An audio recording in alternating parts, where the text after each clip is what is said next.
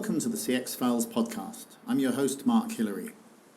Graham Brown is the Chief Sales and Marketing Officer at Hinduja Global Solutions, also known as HGS. He's based in the UK.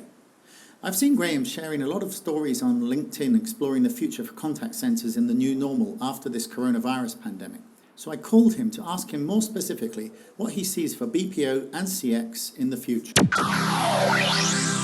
Okay, Graham, we're a couple of months into this pandemic now. Can you summarise first, how has HGS handled this as it became clear that countries, would be going into lockdown and it would be difficult getting people into the office?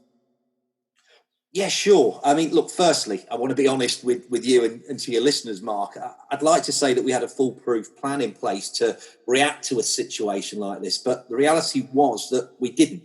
I think like all organisations, you have BCP plans in place and they're to react to certain situations, but a global pandemic was not one of them. So look, like many organisations, we had to rapidly react to an escalating situation, and we had to understand the impact across our global estate, and there wasn't a one-size-fits-all response to this. And when I look at the UK business, every client was different and every site required a slightly different response. But always the primary focus was going to be on employee welfare. So there was a number of things that we did, and I sum them up in four broad areas, if you like. The first one was around communication. We had to communicate. We communicated to employees, we communicated to our clients, and we communicated to our suppliers. Look, we didn't have all the answers. In fact, we didn't know all the questions that we needed to answer, but we just wanted to be transparent. We wanted to be proactive and make sure everybody realised that we were here, that we were doing things, and we wanted to help. Our global and local leadership teams kept all of our employees up to date through continuous comms, and we hosted a large number of town hall sessions to allow a forum for two-way communication, which was incredibly important. When the global restrictions started coming into force, the client success teams as well spoke with each and every client within a 24-hour window to discuss impacts and, what we could do to mitigate the risk on both sides, And we were looking at what our clients were doing as much as they were looking at what we were doing. So things around the impact on travel, locking down of sites, all of those things.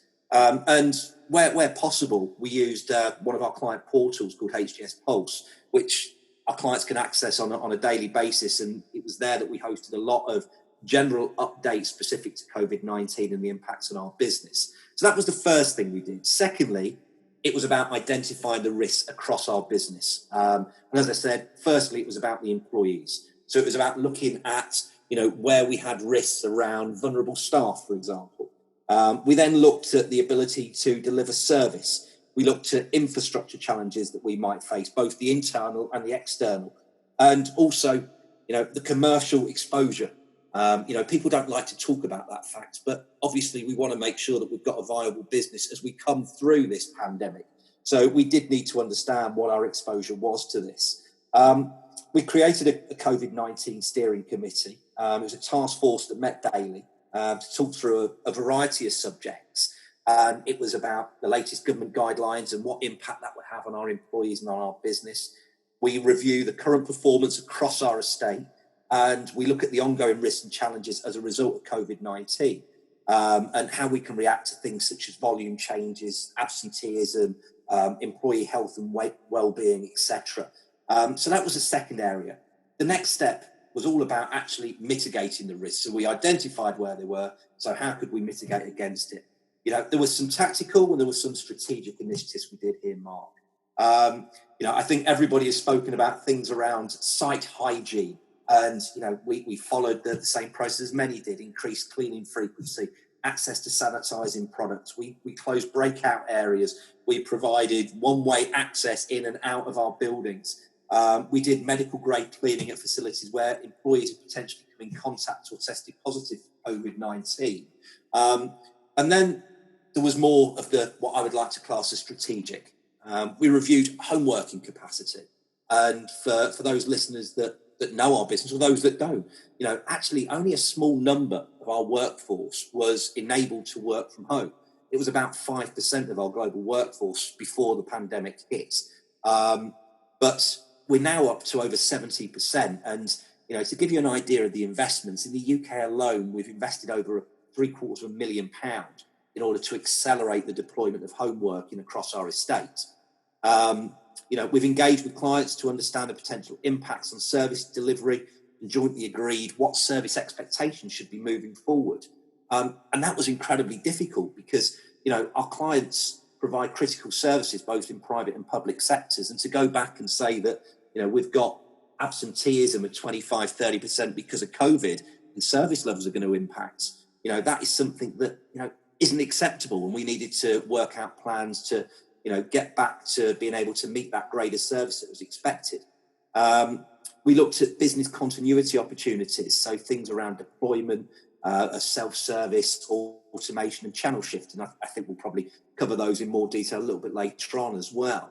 So there was a lot that we had to do there to try and mitigate the risk. And then finally, it's around the follow-up.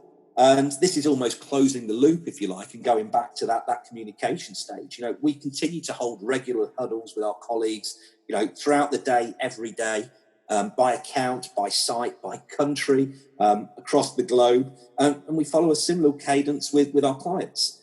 This is always backed up with written comms. Overall, Mark, and, I'm sure this will be understood by all of your listeners, it's been an incredibly fluid situation. And the measures taken by different governments have differed in both direction and timings, which means that we've had to be very, very flexible in our response. As I said, we've got over 70,000 employees now, our global workforce working from home. That accounts for about 21,000 employees across the globe. And that's in places including the likes of the Philippines, in India and in Jamaica as well.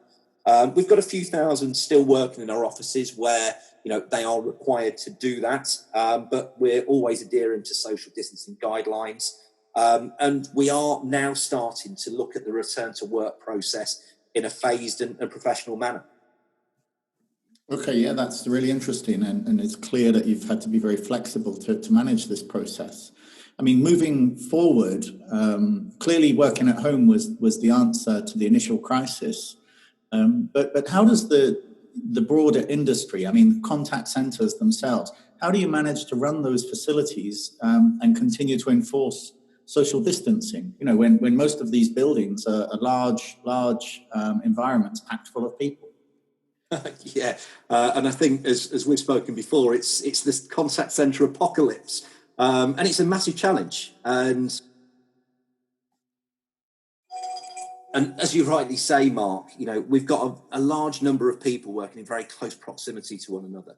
And also add to the fact that customer contact is unfortunately not evenly distributed across the day. So it only increases the problem because of the peaky nature of the services that contact centres provide. Look, there's a number of practical approaches that we're taking, I'm sure many others are taking, to ensure that we can still operate from within the contact centre environment.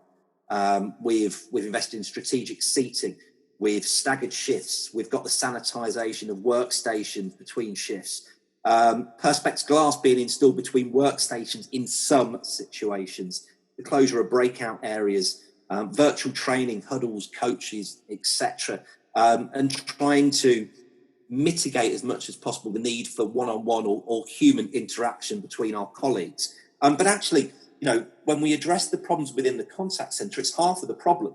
There's other things we need to think about. How do our colleagues get into work when a large percentage of them rely upon public transport?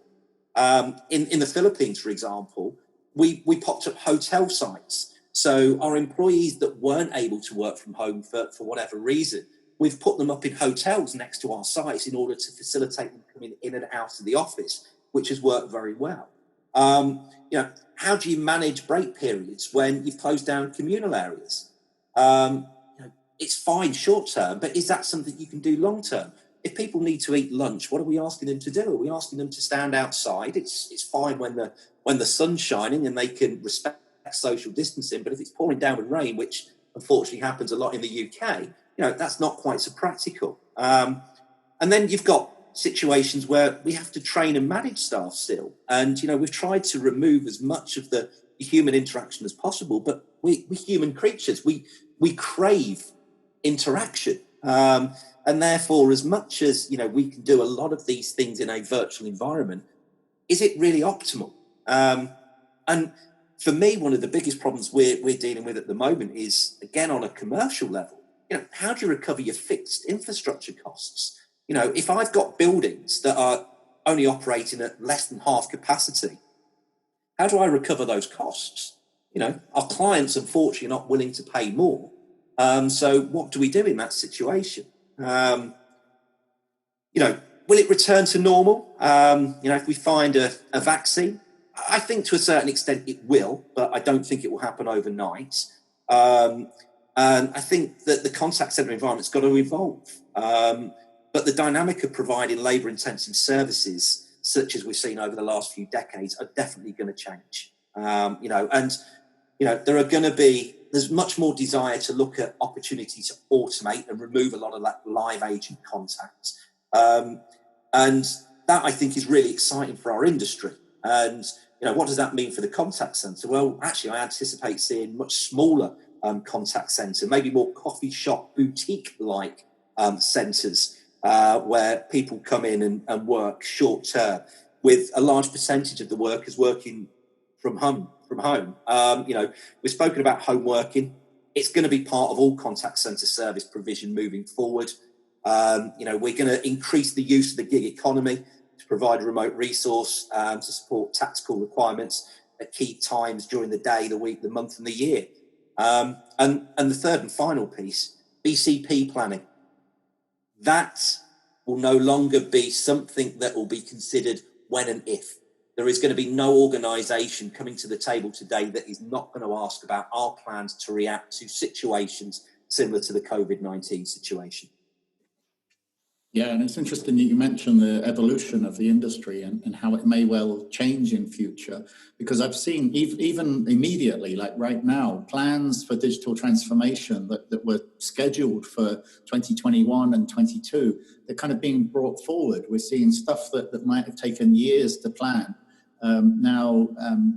Having a changed schedule for like weeks or months. So what kind of rapid transformation have your clients been undertaking, and what do you think that they're going to be doing in the near future? Sure. Look, what you've said there, Mark, is spot on. I've had conversations with clients that have spoken about their 2025 plans, and we've ticked all of the boxes against those objectives because of COVID. So it really is a crazy situation that's seen immense transformation over a very, very short period of time. For us, the most prevalent is home working, and it's a topic we've already spoken about at length. But this has been embraced by the majority of our clients, and it includes those that historically have had a bit of an aversion to home working. And I'll call out the financial services and public sector as two areas that have predominantly wanted to remain in a bricks and mortar environment.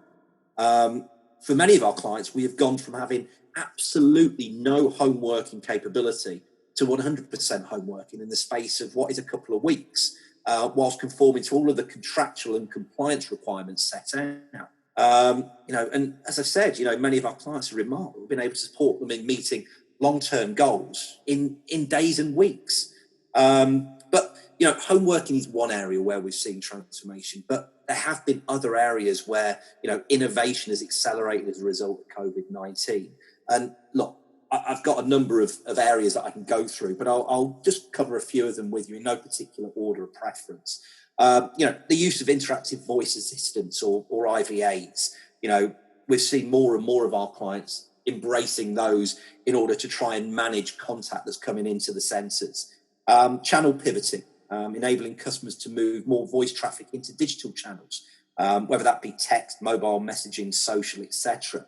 And I'll be really interested to see actually at the end of this whether this accelerates the demise of voice. And you and I and others have spoken about the demise of voice over a number of years, and nothing really has happened. Yes, it's reduced, but could this be the death knell for voice interaction?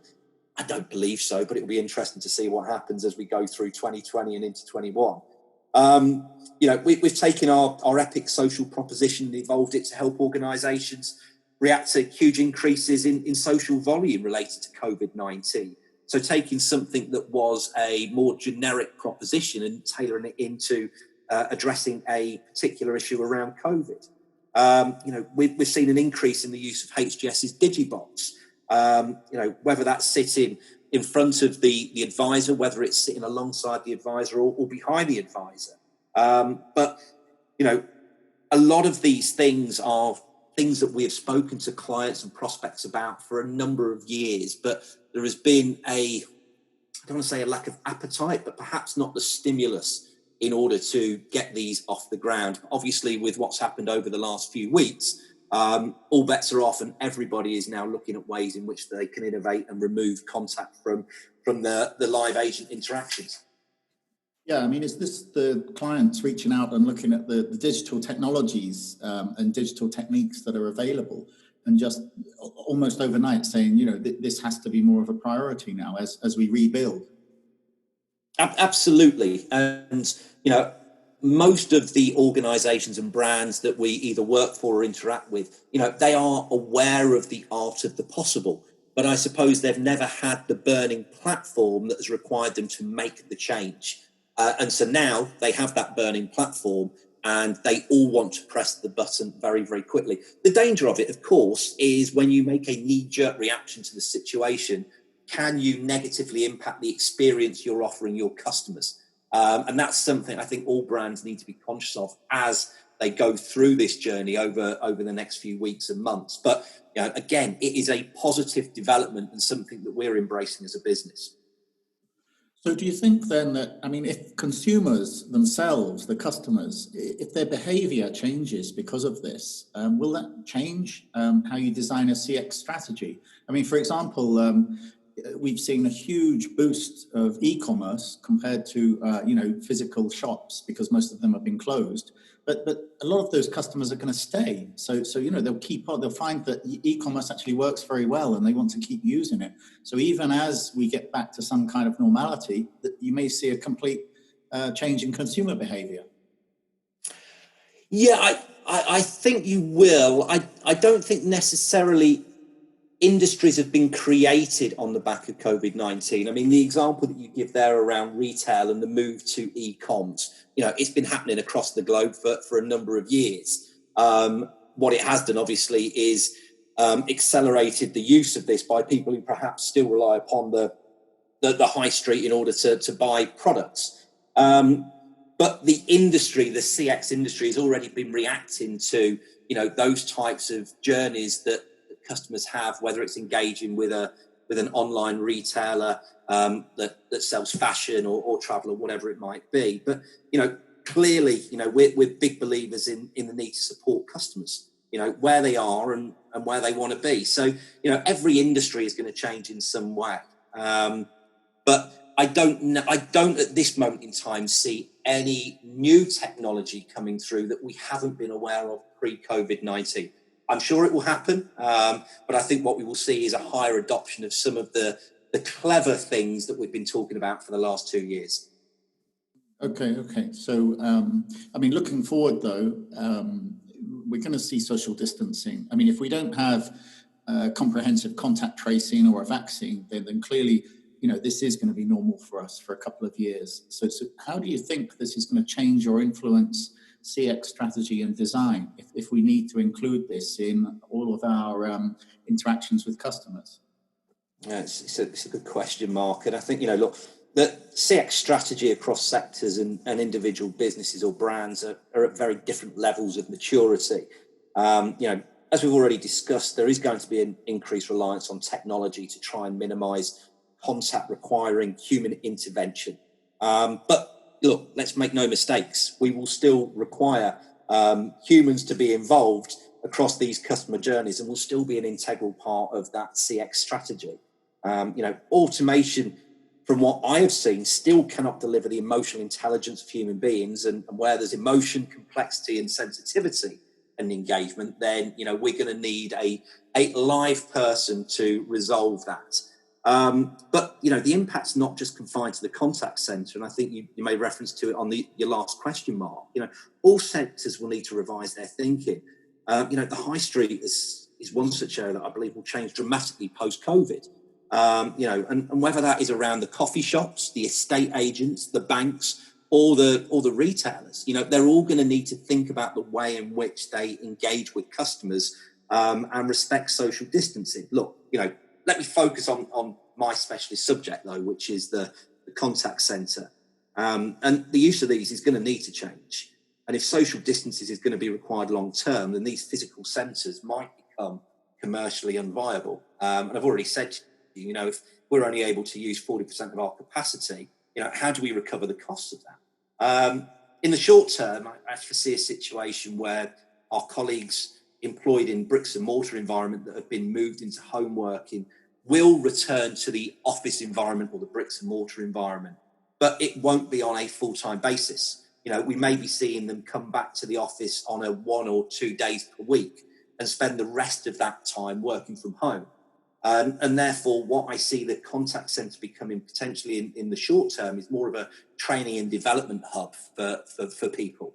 In the longer term, and I'm going to be bullish here, and I don't have a crystal ball, as none of us do, but I expect the impact of social distancing will be less restrictive as we move through the weeks and months. But all of the lessons that we learn during this period are going to influence our future state. Home working and the use of gig economy, I've got no doubt, will be a primary focus for organisations, not a secondary thought. But I don't think it will be at the expense of the contact centre.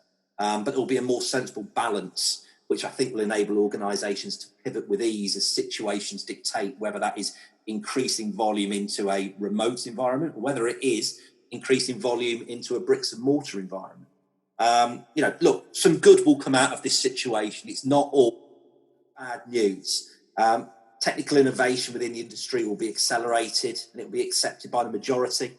I think the value of the role that the contact centre professional plays will be understood both by the consumer and also by businesses, which is going to be a great thing for those people because they are critical during this period of time.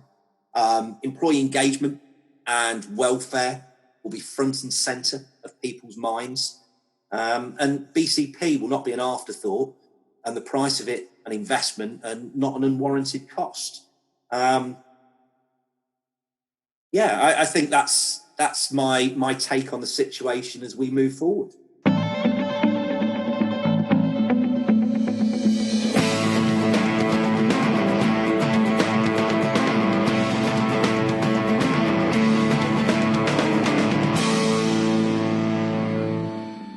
Thanks for listening to the CX Files podcast. Please take a moment to review the podcast because this helps other listeners to find it. And if you have any suggestions, then get in touch with me on Twitter or LinkedIn. I'm at Mark Hillary with 2 L's, or just search Google for Mark Hillary.